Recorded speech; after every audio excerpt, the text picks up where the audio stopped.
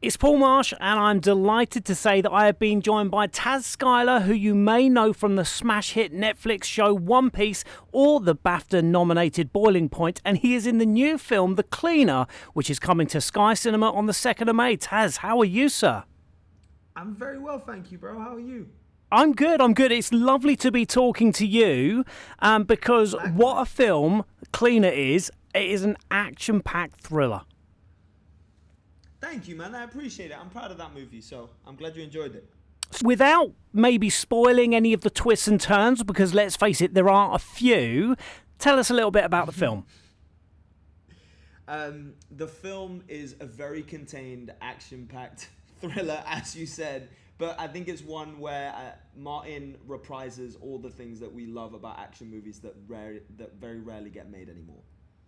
I think very obviously it's being compared with Die Hard, and I don't think that's a bad thing. I think that's an awesome thing. I'm stoked it's getting compared to Die Hard. Are you crazy?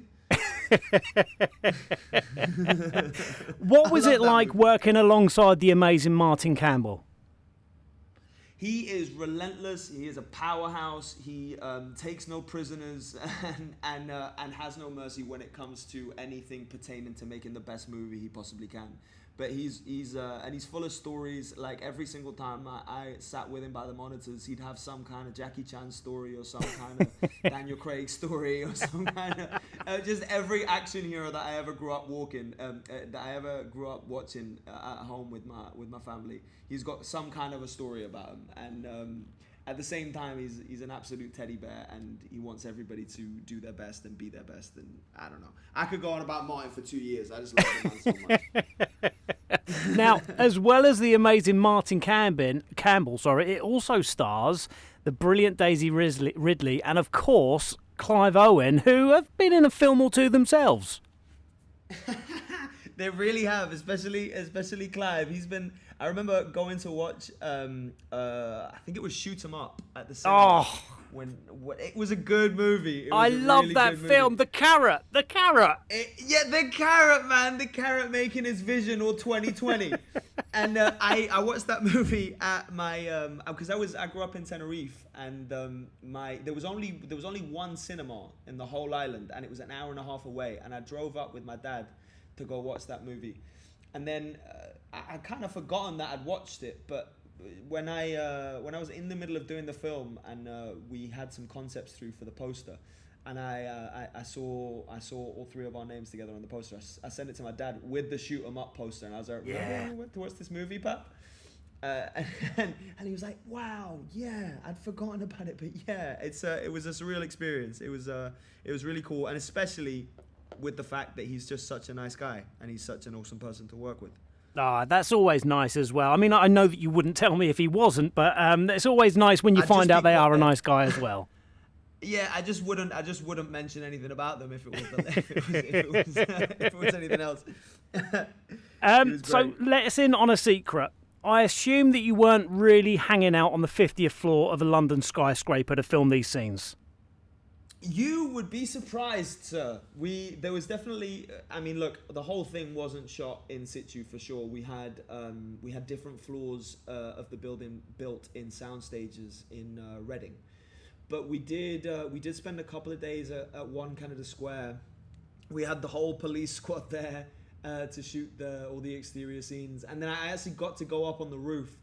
I went. I can't remember why I was there, because I wasn't even in those scenes that were outside the building, but I rocked up to see how they were doing and check in on everything.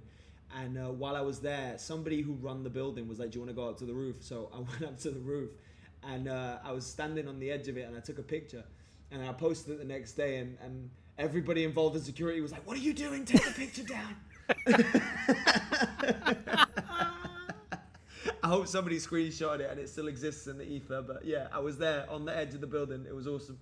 Now, tell me, be honest, did your stomach, let's put this nicely, did your stomach tense up a little bit when you were up the top?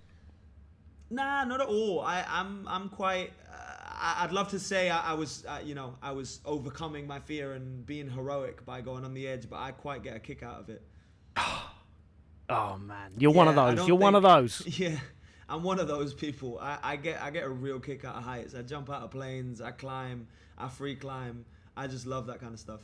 Yeah, see, if I was an actor, especially like back in the 80s and 90s, if they asked me to do all of those scenes, I think it would have to be a no. These days with CGI, I could probably say yes to everything. Well, even with the CGI, to be honest, like we didn't have that much CGI.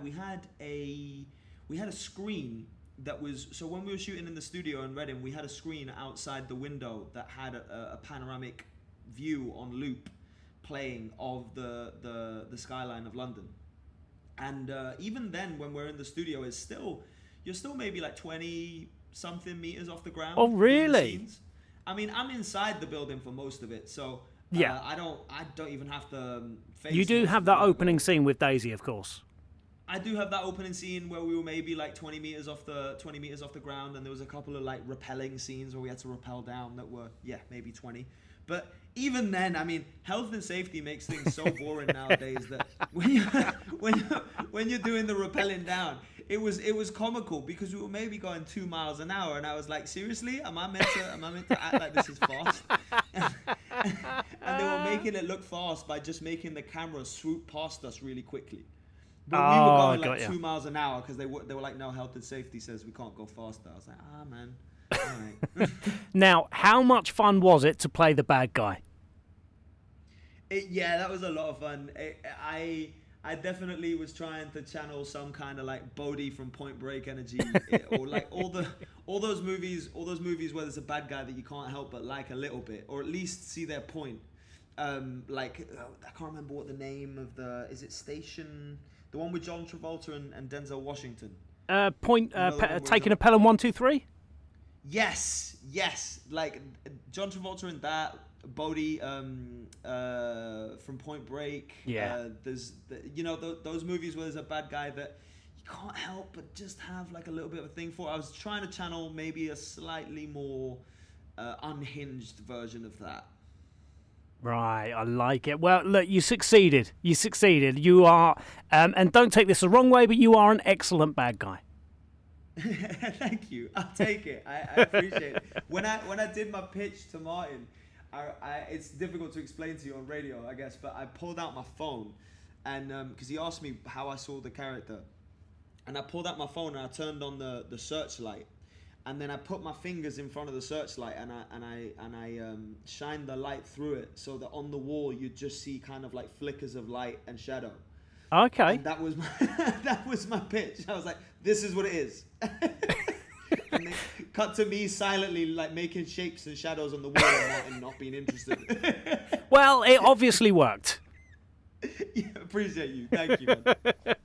It's been brilliant talking to you, Taz. Thank you so much. I could talk to you all day about this film. Cleaner is coming to Sky Cinema on the 2nd of May. Make sure you watch it. Not only is Taz phenomenal, but the whole film was brilliant as well. Thank you, sir. Wonderful to meet you. You have a great day.